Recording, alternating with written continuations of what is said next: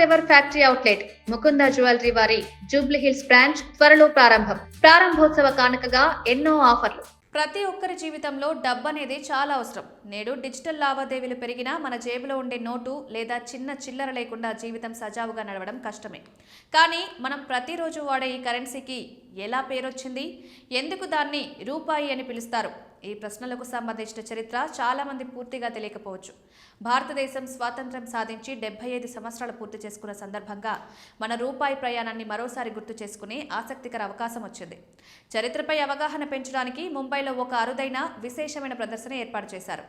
ఈ ప్రదర్శనలో మన దేశ కరెన్సీ 2500 ఏళ్ల పాటు ఎలా మారిందో, దాని వెనుకున్న రాజకీయ, ఆర్థిక, సామాజిక ప్రభావాలను చూపిస్తున్నారు. సందర్శకులు ప్రాచీన రాజవంశాల నాణేల నుండి ఆధునిక గాంధీ నోట్ల వరకు రూపాయి ఎలా అభివృద్ధి చెందిందో ప్రత్యక్షంగా చూసే అవకాశం పొందుతున్నారు. మన కరెన్సీ కథ 20వ శతాబ్దం తర్వాత ప్రారంభమైందని చాలా మంది భావిస్తారు. కానీ అసలు కథ 500 సంవత్సరాల క్రితం ప్రారంభమైంది.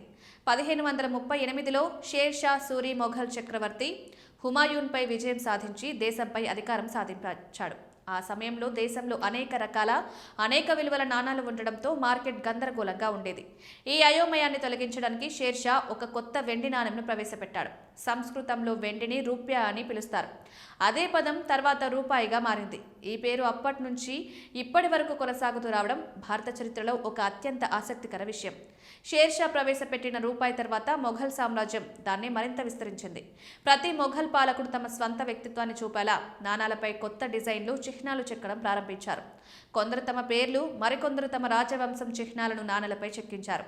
తర్వాత సిక్కు రాజులు తమ నాణాలపై తాటాకుల చిత్రాలను చెక్కగా అవధ్ నవాబులు చేపల గుర్తులను చేర్చారు. ఈ నాణాలు ఆ కాలంలోని సంస్కృతి, ఆచారాలు, రాజరిక వైభవం గురించి ఎంతో చెప్పగలవు. బ్రిటిష్ పాలన వచ్చిన తర్వాత భారతీయ కరెన్సీ వ్యవస్థలో భారీ మార్పులు చోటు చేసుకున్నాయి. చేతితో కొట్టే నాణాల స్థానంలో యంత్రాలతో తయారు చేసిన పటిష్టమైన ఒకే ఆకారంలో ఉండే నాణాలు ప్రవేశించాయి. దీనివల్ల నాణాల నాణ్యత మెరుగుపడి దేశవ్యాప్తంగా ఒకే రకమైన కరెన్సీ వ్యవస్థ అమల్లోకి వచ్చింది. ఈ ప్రదర్శనలో కనిపిస్తున్న అరుదైన నాణాల్లో చాలా పాల్ అబ్రహం అనే బ్యాంకర్కి చెందినవి. ఇండస్ ఇండ్ బ్యాంక్లో ఉన్నత స్థానంలో పనిచేసే అతనికి చిన్న వయసులోనే పాత నాణాల పెట్టే బహుమతిగా వచ్చిందట. అదే చిన్న బహుమతి అతనిలో అపారమైన సేకరణ స్ఫూర్తిని రగిలించి కాలక్రమంలో భారత కరెన్సీ చరిత్రలో అత్యంత విలువైన సేకరణగా మారింది.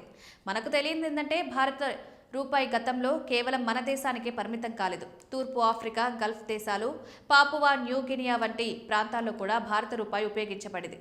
అందుకే నేటికి పాకిస్తాన్, నేపాల్ వంటి దేశాలు మన కరెన్సీకి రూపియా అనే పేరు ఉపయోగిస్తున్నాయి. 18వ శతాబ్దంలో మొదటిసారిగా పేపర్ నోట్లు ప్రాచుర్యంలోకి వచ్చాయి. స్వాతంత్ర్యం తర్వాత 1950 ఆగస్టు 15న భారత గణతంత్రం మొదటి రోజు అశోక స్తంభం, సింహాల చిహ్నంతో కూడిన నాణేలు జారీ చేయడం ప్రారంభించారు. అప్పటి నుంచి భారత రూపాయి రూపకల్పన అనేక మార్పులకు లోనైన దాని చారిత్రక మహిమ మాత్రం అలాగే ఉంది.